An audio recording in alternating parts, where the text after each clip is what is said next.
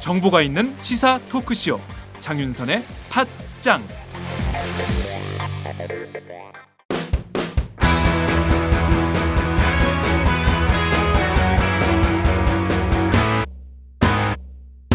색깔 있는 인터뷰. 색깔 있는 인터뷰 시작하겠습니다. 헌법재판소가 오늘 오전 10시 통합진보당에 대한 정당 해산 심판 결정을 선고합니다. 헌정사상 초유의 일이 벌어질 걸로 보이는데요. 이 사건 어떻게 될지 두 분의 전문가를 모시고 오늘 자세한 말씀을 들어보도록 하겠습니다. 우선 건국대 법대 한상희 교수님 자리해 주셨습니다. 어서 오세요. 네, 반갑습니다. 네, 교수님 감사합니다. 자, 그리고 오마이뉴스 정치부에서 통합진보당 출입하고 있는 최지용 기자 나왔습니다. 어서 오세요. 예, 안녕하세요. 네. 두 분 오늘 모시고 얘기를 할 텐데요. 자, 우선 이 교수님, 대한민국 건국 이래 진보당이 해산된 게 1958년이었습니다. 네. 그리고 처음 있는 일인데요. 자, 우선 이 사건을 좀 어떻게 보고 계십니까?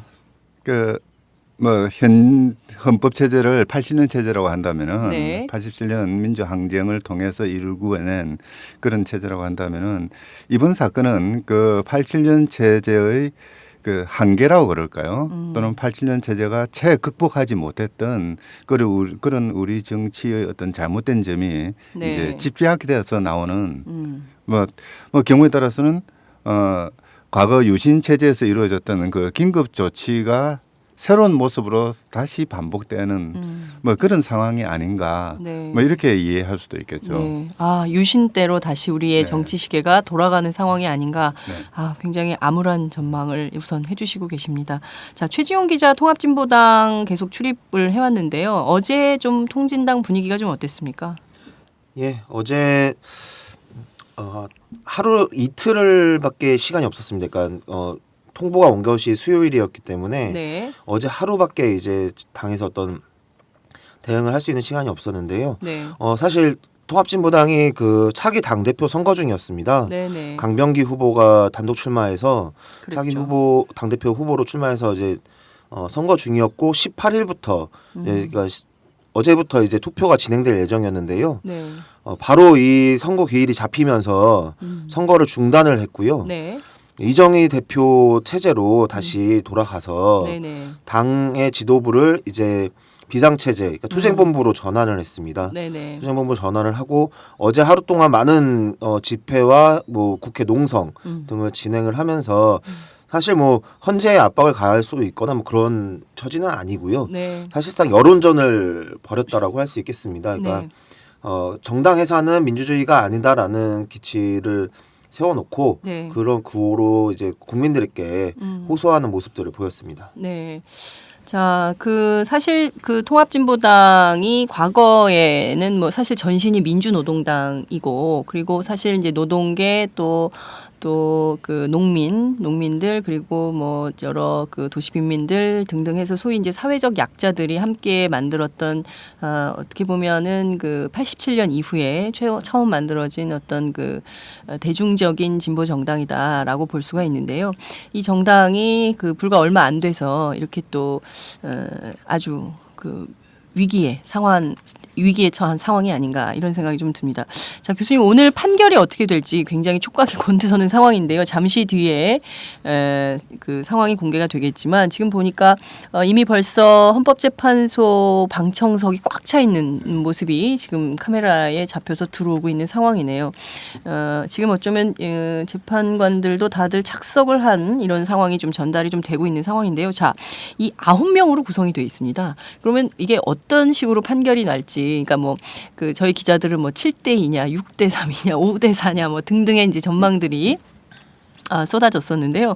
교수님께서는 좀 이 재판관의 구성에서 좀 어떤 방식으로 될 거라고 보십니까? 현행 헌법이 헌법재판소 제도라는 그런 독일식의 어떤 규범 통제라고 그러죠. 그 방식을 만들어 놓은 것은 잘된 일입니다만은 네. 그러니까 대한민국의 가장 권위적인 그리고 전국적인 법 판단을 내려야 되는 네. 그런 헌법재판소의 구성을 대통령과 국회와 대법원장에 3분 시켜놨다는 것은 상당히 그 구조적으로 잘못된 것이었죠. 기본적으로 어떤 그 보수적이라고 그럴까요? 네. 그 정치적인 다수자가 헌법재판소 재판관 구성의 다수를 차지할 수 있는 그런 틀을 마련해 두었습니다. 네. 이제 그러다 보니까 헌법재판소가 그 정치적인 다수자들이 요구하는 또는 그들의 이념에 맞는 이런 네. 결정을 내리는 경향들이 상당히 강하죠. 특히 우리나라는 더더욱 그렇습니다. 네. 실제 법률가 집단은 대체로 보수적인 것이 일반적인 경향입니다만은 그렇습니다. 헌법재판소의 그 구성상의 그 특성으로 인해서 헌법재판소 재판관들은 그 중에서도 더욱더 보수적인 사람들이 재판관이 되는 경향이 많죠. 지금 현재 재판부의 구성을 보더라도 뭐 흔히 이야기하듯 보수적인 재판관이 6분, 중도 1분, 좀 진보적인 분 2분 네. 뭐 이렇게 구성된다라고 이야기를 하는데 네. 실제 이런 식으로 이번 사건처럼 어떤 정치적인 그 관심이 집약되어 있는 사건 같은 경우에는 네. 이제 그런 구성조차도 음. 더 보수적으로 흘러갈 가능성이 많아지는 거죠. 네. 결과적으로 이번 판결도 상당히 통합진보당에게는 불리한 판결이 나올 가능성이 높다 네, 이렇게 그럴 가능성이 보시는 많죠. 것 같습니다.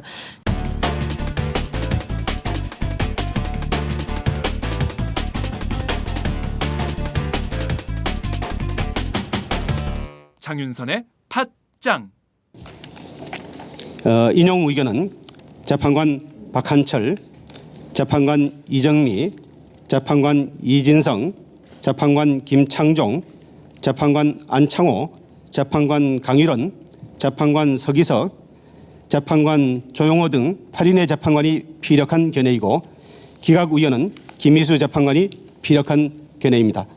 한편 인용 의견에 대해서는 안창호 재판관, 조용호 재판관의 보충 의견이 있습니다. 결국 이 사건은 헌법과 헌법재판소법에서 정한 정당 해산에 필요한 재판관 6인 이상의 찬성이 있으므로 주문과 같이 결정합니다. 주문을 선고하겠습니다. 주문 1. 피청구인 통합진보당을 해산한다. 2. 피청구인 소속 국회의원들은 그 의원직을 상실한다. 한편 이 사건과 관련한 2013 헌사 907호 정당 활동 정지 가처분 신청 사건은 본안 사건에 관한 종국 결정을 선고하였으므로 가처분 사유가 없어 관여 재판관 전원의 일치된 의견으로 이를 기각하기로 합니다. 오늘로써 이상으로 모든 민주주의를 파괴하였습니다. 선고를 역사적 심판. 마치도록 하겠습니다. 할때 일이 뭐야? 자, 교수님, 저희가 이야기를 나누는 사이에 헌법재판소 결정이 나왔습니다. 인용 의견이 모두 8명이고요. 기각 의견이 1명. 그래서 모두 8대 1로 통합진보당이 해산하는 것으로 결정이 났습니다. 그리고 그러니까 피청구인 측 그러니까 통합진보당 5명의 의원들에 대해서 모두 의원직을 오늘부로 상실하게 되는 겁니까? 어떻게 되는 겁니까? 즉시 상실을 하게 되는 것이니까 의원직도 동시에 상실을 하게 되는 이런 상황인 것인데요. 자, 우선 인용이 8명이나 나왔습니다. 어떻게 보십니까? 그동안 세간에서는 7대 2 정도의 그 표결을 예상하는 이야기들이 나왔었는데요. 네.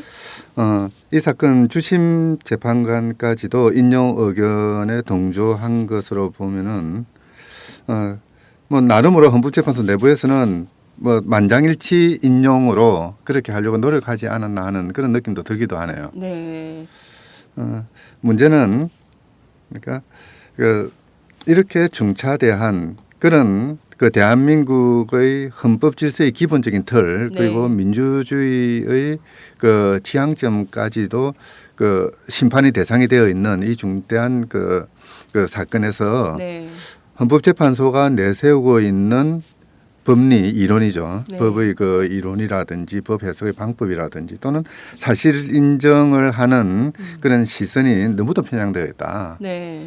뭐 어떻게 보면은 뭐 정당의 무덤이라고 이야기는 하도 그 정당을 해산을 많이 해가지고 정당의 무덤이라고 이야기되는 특히 헌법재판소의 수준도 따라가지 못하는 네. 상당히 그 저급한 수준의 그 결정이 내려졌다는 점에서 예. 뭐 위헌 해산이다라는 판결을 예상을 했습니다마는 네. 그럼에도 불구하고 헌법을 전공하는 사람 입장에서는 상당히 허탈하네요. 과연 이런 정도의 판결을 들으려고 우리는 87년도에 그 많은 희생들을 해가면서 이 민주주의를 외쳤으며 이런 정도의 판결을 우리가 맞이하려고 그동안 헌법을 이야기하고 국민주권을 이야기하고 이제 저 광장에 모여서 네. 대한민국 민주공화국이다라는 노래를 불렀던지 네. 참 좀 그러네요. 네. 자, 최지용 기자. 그동안 통합진보당 계속 취재를 해온 기자인데요. 자, 이 판결 어떻게 보셨습니까? 뭐 교수님 말씀처럼 상당히 허탈한 것 같고요. 58년 이후로 대한민국 역사가 전혀 발전하지 못했구나라는 생각이 듭니다. 또다시 법적 절차로 정당을 해산한다라는 오늘 그 주문전의 판결 그 인용 이유를 들으면서도 박근혜 정부 그 황교안 장관이 설명했던 모든 이 진보당에 대한 이야기들이 그대로 인용이 됐는데요. 보면서 과연 저 헌법재판관들에게 가치가 민주주의 가치가 뭔가라는 의문을 그대로 할 수밖에 없었습니다. 결국 네. 정권이 바라는 정권이 기대한 거를 그냥 받아들인 수준이지 않았나 이런 생각이 듭니다. 네. 자, 저희가 보면 재판관 의견이 이제 둘로 나뉜 건데요. 인용과 기각 이렇게 나눠서 볼 수 있는데 우선 인용의 요지 가운데 몇 가지 좀 살펴볼 게 있을 것 같습니다. 네. 그 인용의 요지 가운데 보면 이제 북한식 사회주의에 대한 그 얘기가 좀 나오기도 하고요. 또 독일 공산당 사례하고 좀 이렇게 비교해서 좀 봐야 될 것 같은데 자, 우선 이 교수님께서 보시기에 그 인용 요지를 볼 때 그 어떻게 좀 적확하게 보고서 좀 판결을 한 것으로 보십니까? 인용 요지 가운데 좀 지적할 점은 어떤 게 있을까요? 제일 큰 문제가 지금 말씀하신 것처럼 북한식 사회주의를 지향한다라는 네. 이유로 진보당이 위헌이다, 민주기본질서에 반한다라고 판단을 했는데요. 네. 사실 이 부분은 과거 58년도 그 독일 공산당 위헌 판결했던 부분에 비해서도 네. 상당히 후퇴하는 그 퇴행적인 그런 판단입니다. 네. 독일 공산당을 위헌 선언했던 제일 큰 이유는 독일 네. 공산당이 그 막스 레닌주의에 따라서 프롤레타리아 혁명을 공식적인 네. 당 목표로 잡았습니다. 물론 이 프롤레타리아 혁명이라는 것이 어떤 과학적인 법칙에 의해서 역사적으로 이루어지는 것이고 네. 누군가의 그 정당이 노력한다고 되는 것은 아니다라는 그런 그 주장도 있긴 했습니다만은 네. 어쨌든 독일 연방헌법재판소에서는 이 프롤레타리아 혁명의 폭력성을 지적하면서 네. 그걸 이유로 해서 그 독일 공산당을 그 위원으로 선언했는데요. 지금 그 헌법재판소가 통합진보당에 대해서 북한식 사회주의를 추정한다라고 하는 네, 그 네. 위헌의 이유로 삼았던 부분은 그 통합진보당의 어떠한 강령 강헌 네. 또는 어떠한 공식 문건에도 이런 이야기는 나오지 않습니다. 통합진보당이요. 네. 예. 더더군다나 네. 이 북한식 사회주의를 어떤 그 통합진보당의 그 뭐 당직자라든지 당 대표라든지 또는 소속 의원들의 입을 통해서 공식적으로 어떤 그 자기 그 지향점으로 삼겠다는 이야기가 나온 적도 없습니다. 네. 그럼에도 불구하고 네. 이 그 진보적 민주주의를 당헌으로 당 강령으로 내세웠던 점, 네. 그 점을 들면서 진보적 진보주의는 그 자체는 나쁘지 않으나 네. 그러면서 자주파의 이야기를 끌고 와서 이 자주파에 의해서 북한식 사회주의로 나아가려고 한다라는 네. 증명되지 아니한 그런 그 추론을 사용하고 있거든요. 아, 증명되지 아니한 추론을 사용하는 것도 되는 건가 보죠. 아니요, 그거는 법리에서? 있을 수가 없는 것이죠. 왜 그러냐면요, 예. 위헌 정당으로 선언하기 위해서는 네. 지금 그 뭐 인용 의견에서도 누차 강조했습니다마는 네. 민주적 기본 질서에 대한 실질적 해악이 발생할 수 있는 구체적인 위험이 존재해야 합니다. 네. 이 헌법재판소도 이 점을 인정하면서 네. 그러면서도 이 실질적 해악 한 부분에서 북한적 사회주의라는 것이 예. 진보당에 의해서 어떻게 받아들여지고 있는지 예. 이걸 입증을 했어야 되거든요. 그 이석기 내라는 뭐 사건으로 현실로 확인됐다. 이렇게 인용 요지에 그런 말이 나오거든요. 지금. 이석기 내라는 뭐 사건의 경우에도요. 네. 사실관계에 대해서는 아직도 지금 다투어지고 있는 부분이고 그렇습니다. 바로 그 때문에 네. 이 사건 헌법재판소 결정은 이석기 내라는 뭐 사건 또는 내란 선동 사건의 종국 판단이 나오고 난 뒤에 해야 되는 게 아니냐 이런 이야기까지 나오고 있었거든요. 네네. 실제 항소심에서 뭐 사실관계가 어느 정도 확정됐다 하지만은 대법원에서도 얼마든지 그 사실관계를 판단할 수도 있는 것이죠. 예. 그리고 두 번째가 문제가 뭐냐면요. 자주파를 이야기하고 이석기 의원을 이야기를 합니다마는 네. 이 그 자주파의 이야기나 이석기 의원의 이야기가 네. 설령 사실이라 한다 하더라도 그것이 통합진보당의 공식 의견이냐 통합진보당의 목적이나 활동을 특정할 수 있을 만큼 네. 그만큼 연관성이 있느냐는 또 다른 입증이 있어야 됩니다. 예. 그런데 이 부분에 대해서 지금 판단이 되어 있지 않거든요. 예. 사실 이런 부분들이 이제 자꾸 터키를 말씀드려서 뭐 터키에 죄송합니다마는 네. 이 터키에서 정당 해산을 하면서 너무 개별 당원들의 행동들을 바로 정당 해산의 사유로 삼고 뭐 이렇게 하다 보니까 폐해가 많이 늘어나니까 네. 터키 헌법 69조에서 못을 박아뒀습니다. 69조요. 예. 네. 그러니까 당원들의 활동이나 네. 어떤 그 정당의 활동이라고 볼 수 있는 경우를 몇 가지로 나눠놨는데요. 네. 당원들의 대다수가 그 활동을 지배적으로 하는 경우 또는 당원 정당의 간부들 네.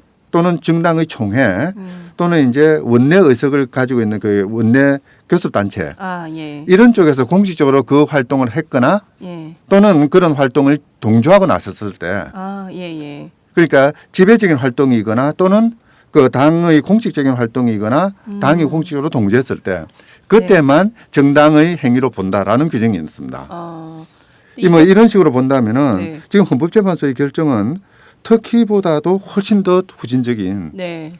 그래서 뭐 이 한 결정을 보고 누가 납득할 수 있겠느냐는 그런 정도의 회의가 들 정도의 좀 그 허약한 결정 같아요. 허약한 결정문이다. 어쨌든 헌법학자이신 교수님 눈에 비친 이 내용이 정말 이렇게 허망하기 짝이 없는 내용이라고 좀 분석을 해주고 계시는데요. 자, 최지용 기자, 여기 교수님 앞서 말씀해주신 대로 피청구인 측의 어떤 지도 세력, 그러니까 통합진보당의 지도 세력은 소위 영남위원회, 민혁당, 잔존 세력 그리고 한청 뭐 등등 북한과 연계해서 활동하고 있고 이들이 북한의 주체 사상을 추종하고 있으며 맹목적으로 이들을 추종하고 있다. 그래서 자유민주주의 체제를 위협하는 그런 세력이다라는 내용이 좀 나와 있는데요. 실제로 통합진보당 그 지도부가 이런 분들입니까?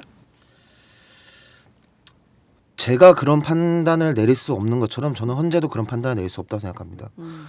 그게 그런 사람이 아니다라고 또 그런 사람들이다라고 말할 수 있는 근거라는 것이 네. 물론 저는 제가 가지고 있는 정보와 제가 만나고 있는 관계들로 네. 비춰보면은 그런 사람들이 아닙니다. 근데 네. 그렇다고 해서 제가 그 사람들은 그런 사람이 아니야라고 말할 수 있는가? 말할 수 없다고 생각하고요. 네. 그거는 헌법재판소도 마찬가지로 생각합니다. 근데 헌법재판소가 자기네들이 가지고 있는 몇 가지 일부의 주장을 인용을 하면서 네. 그것을 그 사람들을 그런 생각을 가진 그런 사상을 가진 사람으로 규정한다는 것은 도대체 헌법재판소에 이런 권한이 있는 건지 저는 또 한 가지 화가 나는 지점 하나 이겁니다. 그래요. 그런 걸 다 인정을 해서 이들이 정당해산 심판을 인용할 수 있다고 합니다. 근데 도대체 국민들이 뽑은 국회의원의 의원직을 네.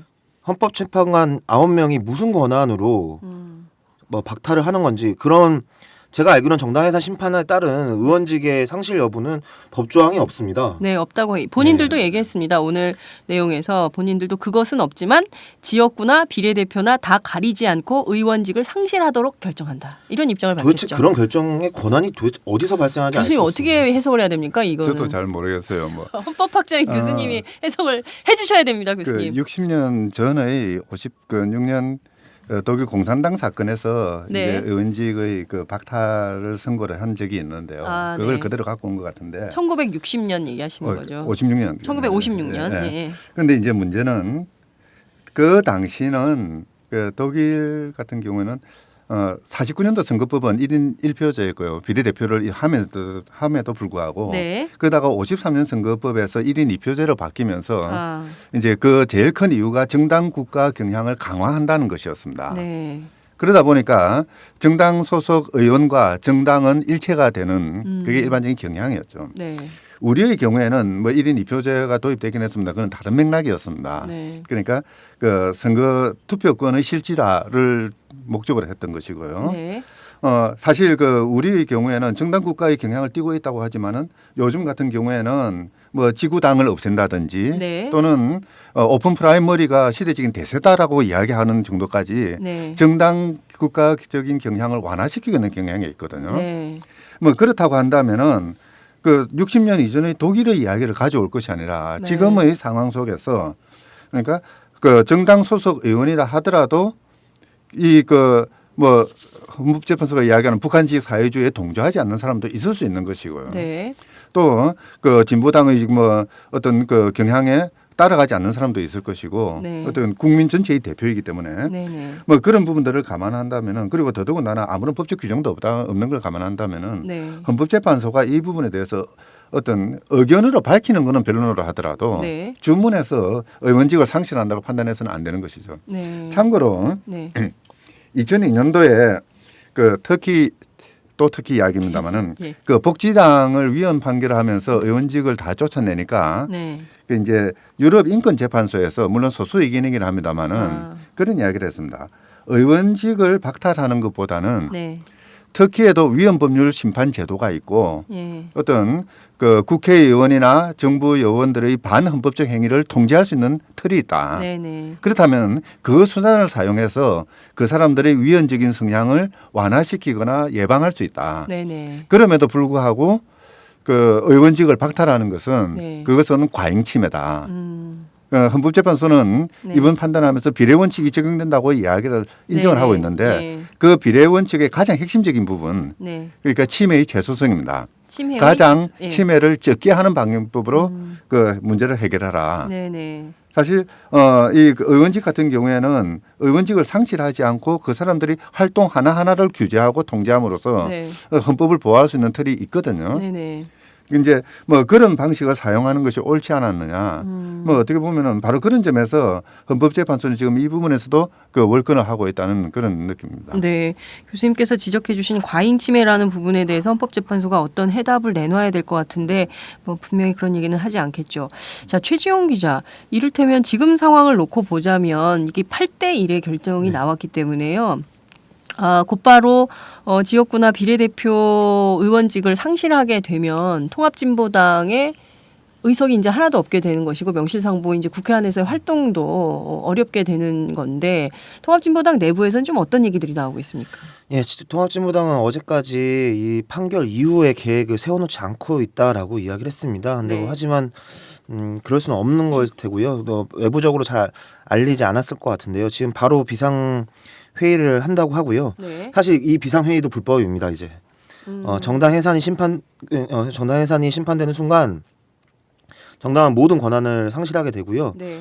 회의도 제가- 하면 안 되는 거예요. 네, 결사의 자유, 집회의 자유가 없어지고 관련해서 제가 기사를 쓰기 위해서 좀 스터디를 했는데 그 교수님도 계신데 제가 법을 이야기해서 좀 재밌는 그런데요. 괜찮아요.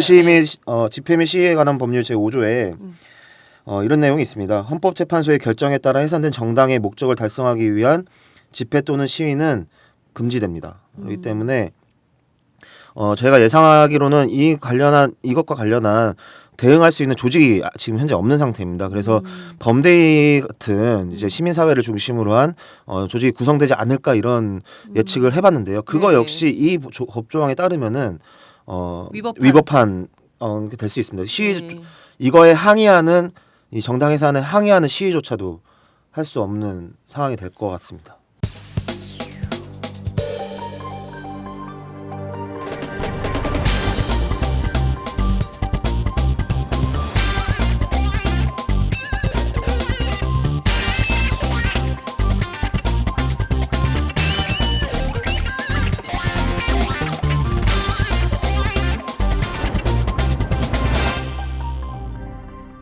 장윤선의 팟짱.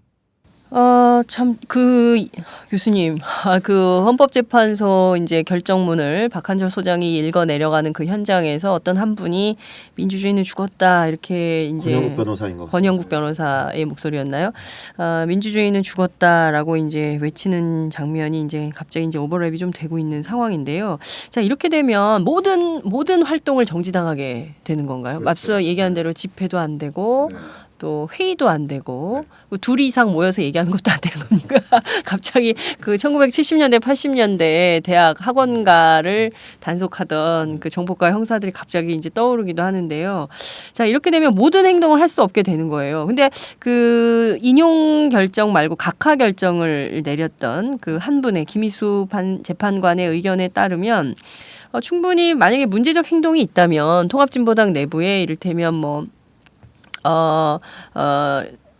자유주의, 그러니까 그 기본적인 민주 질서를 침해할 수 있는 요소가 있다면 그것은 당연히 형법이나 국가보안법으로도 충분히 처벌할 수 있는데 왜 이렇게 하느냐? 만약에 이거를 정당 해산을 하게 되면 이런 것들이 남발할 가능성, 뭐 이런 것도 좀 이제 우려를 하신 것 같습니다. 실제로 앞으로 통합진보당 해산 이후에 좀 어떤 그 법률적인 문제들이 좀 생길 거라고 전망하십니까? 한마디로 또 다른 긴급 조치가 이루어지는 것이죠. 긴급 조치. 네. 네. 그러니까 통합진보당 뭐 당원들이나 그 관련된 사람들은 이제 지시법에 따라서 통합진보당의 목적을 또는 그 활동을 그 실현하기 위한 그런 집회는 해서는 안 됩니다.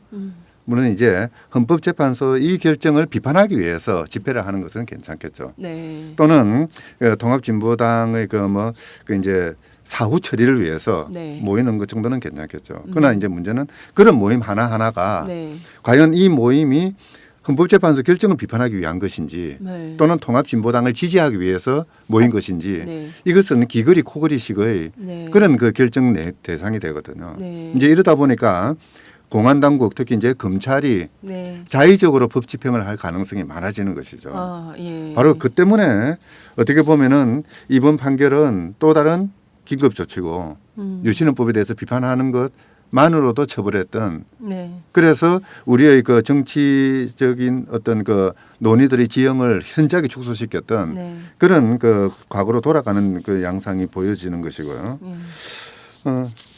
정말 뭐 경우에 따라서는 앞으로 이 결정을 기반으로 해서 네. 그러니까 뭐 진보적 민주주의를 이야기하는 사람 또는 민중주권을 이야기하는 사람 또는 통일을 이야기하는 사람들은 네. 뭐 경우에 따라서는 검찰이 마음 놓고 그 사람들을 그 소환해서 어떤 수사를 개시할 수 있는 그런 여지들이 열리는 것이죠. 네. 실제 그 김일수 재판관이 이야기했던 구체적인 위험이 있을 때 그때 네, 그 네. 당사자들만 처벌하면 되지 않느냐. 그렇죠. 이 부분의 논의를 그 미리 그 커버하기 위해서 이제 인용 의견에서는 뭐냐면 형사처벌로도 되지 않는 네. 그런 그러니까 활동이 없거나 뭐 또는 뒤에서 부추기거나 그 적발되지 않는 사람들의 문제점들을 제거하기 위해서 정당을 해산해야 된다라는 네. 그 표현을 쓰고 있는데요. 네네. 사실 이거는 어떻게 보면은 그 현대형법이 가장 금기시하고 있는 네. 일종의 예비 검속이죠. 예비 검수. 예. 예. 어떤 위험이 발생할 것을 미리 예상을 하고 예. 그 위험의 잠재 인자를 가지고 있다라고 생각되는 네. 그 요소들을 그 억압하는 네. 이런 시스템이거든요. 예. 위험이 목표가 아니라 위험을 일으킬 수 있는 가능성이 있다는 이유만으로. 네. 그 이제 뭐 영화에 그런 비슷한 내용이 나옵니다. 그러니까 마이너리티 리포트와 같은 네. 뭐 그런 이제 공안 정국이 이제 다시 한번 조성될 수 있는 여지가 열리는 것이죠. 네. 바로 이거는 유신헌법 때 그 긴급조치 체제가 실현했던 바로 그것과 크게 다르지 않다고 생각합니다. 네. 교수님께서 지금 긴급조치 유신헌법 얘기하니까 정말 이 전국이 바깥에 날씨도 추운데 이 전국마저 꽁꽁 얼어붙게 되는 이런 상황으로 가는 거 아닌가 싶은데요. 최지용 기자, 이를테면 지금 통합진보당이 이렇게 해산을 당하게 됐는데요. 그러면 야당에서는 좀 어떤 반응들이 좀 나오고 있습니까? 여야 정치권 반응은 좀 어떻습니까? 예, 지금 제가 말씀하시는 동안 몇 개 반응들을 살펴봤는데요. 네.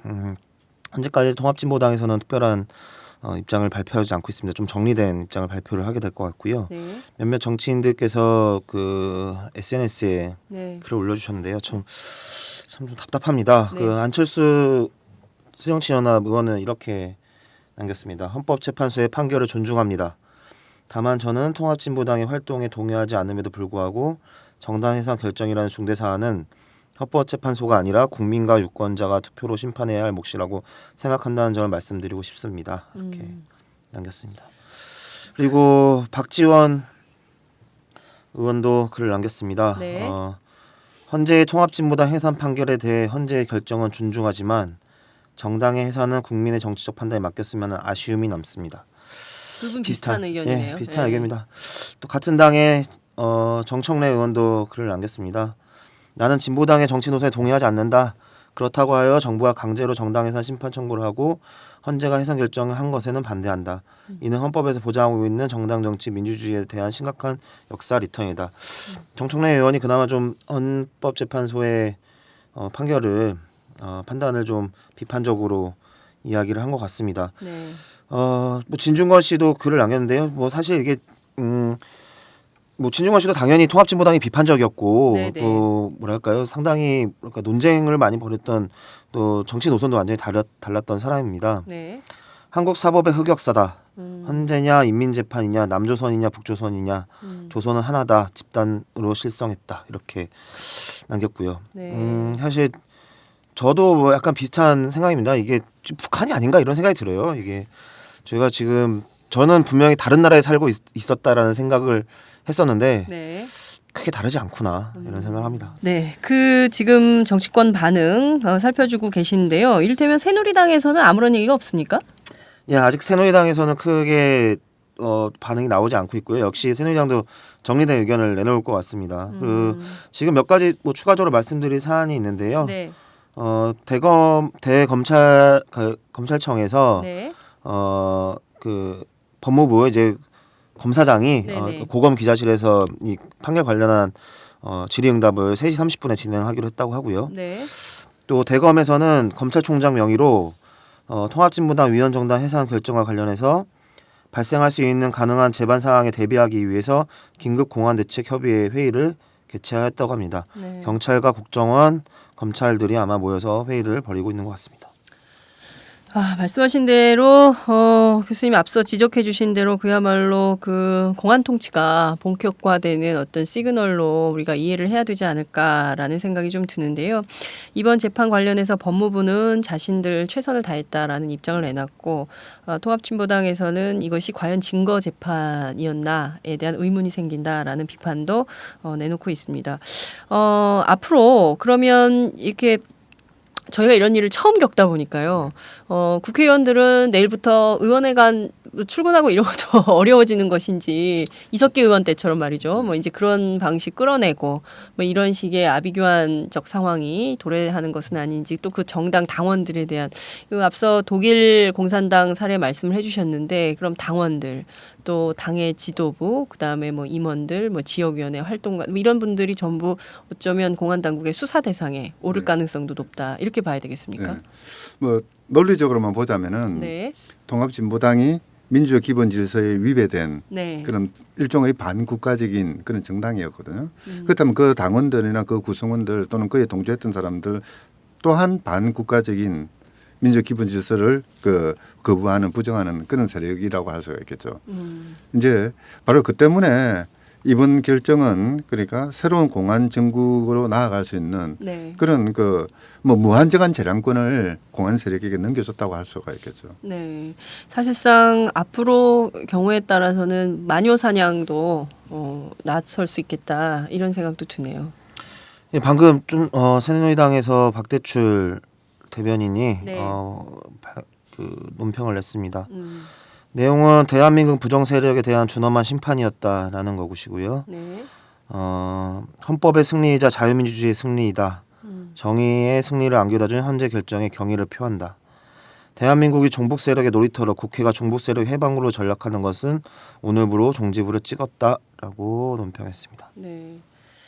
그 종북 논란은 정말 끊이지가 않는 것 같습니다. 이게 어찌됐든 과거에 민주노동당 같이 활동했던 그 조승수 전 의원에 의해서 처음 나온 말이기는 한데 이 말이 어찌됐든 지금 범용어가 돼버린 것 같다라는 생각이 좀 들기도 합니다. 앞으로 이 종북 논란 계속 진행이 될 걸로 보이는데요. 과거에 이를테면 뭐 비교할 수는 없습니다만 1958년 진보당이 해산됐을 때 그 시점하고 뭐 지금하고 비교할 수 없을 만큼 대한민국 굉장히 발전한 나라고 제도적 민주주의는 어느 정도 정착이 됐다라고 평가를 받고 있는 이 국면에서 이렇게 정당의 역사를 거꾸로 돌리게 된다면 이게 정치에도 큰 영향을 미칠 것 같습니다. 교수님 어떻게 보십니까? 사실 그 58년 그 상황과 지금 상황은 한치의 그 차이도 없이 일치를 합니다. 네. 그 당시는 공보처가 정당 등록 취소라는 그런 방법을 사용했었고요. 네. 지금 헌법재판소가 그 헌법의 이름으로 네. 뭐 그 해산을 시켰다는 그 차이만 있을 뿐이죠. 네. 그러니까 이제 자유당 집권 세력이 그러니까 체제 자신들의 정권에 위협이 되는 네네. 이 정당 또는 정치 세력을 배제했고 억압했다는 뭐 그 점에서는 뭐 지금 이제 새누리당이나 그 현 정권 또 그 비판에서 벗어나기는 어려울 것 같습니다. 네. 뿐만 아니라 그 당시 네. 조봉암 선생의 그 진보당 사건에서도 민주당은 네. 아주 미온적인 태도를 취하거나 뭐 이런 좀 어떻게 보면은 그 방관하는 그런 그 태도를 취했는데요. 네. 지금 현재 새정년도 똑같은 그런 그 스탠스를 취하고 있지 않느냐 싶은 생각이 들기도 합니다. 네. 그러니까 사회는 그 당시로부터 지금까지 엄청나게 발전하고 뭐 그 대외적으로는 민주주의와 산업화를 동시에 이루었다라고 네네. 자랑하고 다녔지만은 우리 정치의 그 실질은 1958년 그 억압이 그 독재의 억압이 가장 강력했던 이런 시기와 한치도 달라지지 않았다. 네. 뭐 그 점에서 헌법재판소가 헌법의 이름으로 네네. 이런 정치의 대행을 정당화시켜 준 것은 어떻게 보면은 헌법재판소의 존재 이유까지도 부정하게 만드는 것이 아닌가. 과연 헌법재판소에 앉아 있는 재판관들은 헌법이라든지 또는 헌법이 가지고 있는 민주적 기본 질서라는 그 기본적인 지향점들 네네. 이런 것들을 어떻게 이해했길래 또는 어떤 생각을 하고 있기에 이런 식의 역사적인 그 대행을 정당화하고 있는 것인지 네. 저는 앞으로 향후 우리나라의 역사가 제대로 진행된다면은 네. 이 오늘의 이 판결에 대해서는 아주 엄중한 네. 그런 그 심판이 있을 거라고 생각을 합니다. 네. 이게 대한 이번 판결에 대한 엄중한 심판이 있어야 한다. 그 심판은 국민들의 몫이겠죠. 그렇죠. 네. 자, 최지용 기자. 창당 1109일 만에 통합진보당이 해산을 당하게 됐습니다. 자, 벌써부터 의원직 상실에 따른 보궐선거 전망이 나오고 있네요. 참 빠릅니다, 대한민국. 지금 그 선관위에서 보도 자료가 나왔고요. 네. 정당 등록 말소 및 공고가 됐습니다. 벌써요? 네, 됐고요. 아, 저희가 지금 그 결정 난 지 30분이 안 됐습니다. 이 방송을 지금 저희가 그 헌재 결정을 보면서 진행을 하고 있는 방송인데 30분이 안 됐는데 지금 선관위에서 선관위에는 원래 미리 선고 나는 순간 배치가 됩니다. 야. 그래서 말소 및 공고가 됐고요. 그 정책연구소가 있었습니다. 진보정책연구원이라고요. 네. 정책연구소의 설립이 취소가 됐고 자녀 재산 및 재산 부분이 모두 국고에 귀속 조치됐습니다. 네. 아무래도 아까 얘기하셨던 그 당사 그리고 네. 의원회관 사무실 등등에서 좀 충돌이 일어날 가능성도 좀 있습니다. 네. 그 지금 선관위의 현황을 보면요. 네. 지금 통합진보당의 현황이 이렇습니다. 시도당 수가 16개가 있고요. 네. 세종시를 제외하고요. 네. 당원은 2013년 12월 말로 98,792명입니다. 이분들, 그러니까 이 사람들이 이제 당적을 동시에 잃게 되고, 네. 그리고 각 시도당들도 역시 자격을 상실하게 됩니다. 재산은 뭐 빚이 많아가지고 뭐 그렇게 많지가 않은데요. 네. 이런 것들 뭐 이제 부동산이라든가 등등, 당 사무실 등등 다 압수가 될 것 같습니다. 방금 좀 전에 이제 현장에서 네네. 이정희 당대표의 말이 전달이 됐습니다. 네. 판결 직후에 이정희 당대표가 이렇게 이야기를 했습니다. 6월 민주항쟁의 산물인 헌법재판소가 허구와 상상을 동원한 판결로 스스로 전체주의 빗장을 열었다. 오늘 이후 자주민주 통일 평등 통일의 강령도 노동자 민중의 정치도 금지되고 말았다. 말할 자유를 송두리째 빼앗긴 암흑의 시간이 다시 시작됐다. 국민 여러분 죄송합니다. 민주주의를 지켜야 하는 저희 마지막 임무를 진보정치 15년의 진보당을 빼앗겼습니다. 저는 오늘 패배했습니다. 역사의 후퇴를 맞지 못한 저에게 죄가 있습니다. 이렇게 말을 했다고 합니다. 네. 자, 이정희 대표 굉장히 참담할 것 같습니다. 그리고 이제 그 이 당의 지도부가 또 앞으로 어떤 이런 얘기를 일각에서는 하기도 했습니다. 통합진보당이 어찌됐든 그 해산될 가능성이 높다라는 전망이 우세해질 때 이 당 지도부가 좀 어떤 선택을 해야 되는 건지 정말 그동안 너무 고립돼 왔던 점에 대해서 스스로 반성하고 있다라는 얘기도 좀 전해지기도 하고 그랬었는데요. 자, 저희가 오늘 그 사상 첫 정당 해산 심판 사건에 대해서 교수님과 최지용 기자 함께 얘기를 좀 해봤습니다. 교수님 끝으로 한 말씀 좀 부탁드릴게요. 저희가 마무리를 좀 해야 될 것 같습니다. 보통 이제 이런 일이 나면은 앞으로 어떻게 할 것이냐 네. 이야기를 하게 되는데요. 사실 이번 결정은 워낙 중차대한 헌법 사건이 되다 보니까 앞으로 어떤 일을 해야 될 것인가 지금 마땅한 생각이 떠오르지 않습니다. 헌법 자체가 이 결정에 의해서 유린당했다고 그럴까요? 헌법재판소는 분명히 현대 민주주의 그리고 우리 헌법이 지향하는 민주의 기본 질서라는 것은 다원적인 세계관을 바탕으로 하고 있고 상대적인 그런 진리관을 바탕으로 한다. 네. 다원주의를 지향하고 있는 것이고 다수를 존중하고 소수를 배려하겠다. 이렇게 이야기를 하면서도 네. 겉으로는 그렇게 이야기하면서도 속으로는 다수의 권력에 따라서 소수자를 억압하는 그런 결정을 내린 것이거든요. 네. 결국은 조금 전에 말씀드렸듯이 뭐 앞으로 우리가 할 수 있는 일은 그러니까 이 그 결정에 대해서 역사적인 심판을 내리는 것이 그 외에는 뭐 다른 방법이 있을까 싶은 생각이 들고요. 네. 뭐 한 가지 좀 지금 진보당을 이끌었던 그런 사람들에 대해서 당부하고 싶은 거는 다른 건 몰라도 당원들은 보호하는 조치를 해야 되지 않겠는가. 어쨌든 아마 진보당의 모든 재산이 다 국고에 기속이 되게 되면은 네. 이제 관련된 서류 같은 것들도 다 있을 것이고 당원 명부 같은 것들도 경우에 따라서는 유출될 가능성도 있는 거죠. 뭐 이런 부분들 좀 신경을 써야 되지 않겠느냐 싶은 생각이 들긴 합니다. 네, 특히 이제 그 안에 교사 공무원 문제 계속 이제 예민한 문제였었는데요. 그 문제를 통합진보당 지도부가 당원 명부 같은 것을 또 어떻게 사후적으로 지금 뭐 2달 안에 속전속결로 해산 절차를 마무리하겠다라는 입장이 나오고 있는 상황인데요. 그 문제를 좀 어떻게 처리하려고 할지 그것도 좀 저희가 주목해서 봐야 되겠다라는 생각이 좀 듭니다. 최지용 기자 연일 고생이 많은데요. 끝으로 한 말씀 부탁드리겠습니다.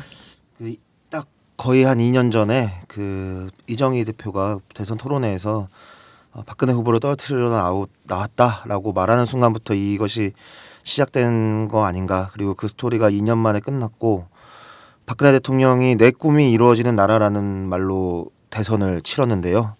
결국 자기의 꿈을 이룬 것 같습니다. 네, 의미심장한 말씀이었습니다. 자, 오늘 두 분 말씀 정말 감사드립니다. 저희가 오늘 말씀 여기서 마치도록 하겠습니다. 감사합니다. 감사합니다. 안녕하세요. 장윤선의 팟짱 애청자 여러분. 저는 김병기입니다. 전에는 편집국장이었는데요. 지금은 10만인 클럽 회원이자 본부장 맡고 있습니다. 그런데 10만인 클럽이 뭐지? 이렇게 궁금해하시는 분들 많으실 겁니다. 오마이뉴스에 자발적으로 구독료를 내는 시민들의 모임입니다. 지금 매월 후원해주시는 분이 몇 명이죠? 8,000명이요. 그럼 앞으로 몇 명을 모아야 합니까? 10만 명이요. 참 갈 길이 멉니다. 그런데 조중동 구독자는 많게는 100만. 이래서 진보 언론 살아남을 수 있을까요? 10만인 클럽 후원으로 만들어지는 팟짱 응원하고 싶으시다고요? 지금 전화주세요. 02-733-5505로 전화하셔서 내 손번호 274를 꾹 누르세요. 오마이뉴스 기사의 모든 기사 하단에 동그란 주황색 배너를 누르셔도 됩니다. 여러분들의 참여로 팟짱이 웃음소리 더 커질 수 있습니다. 감사합니다.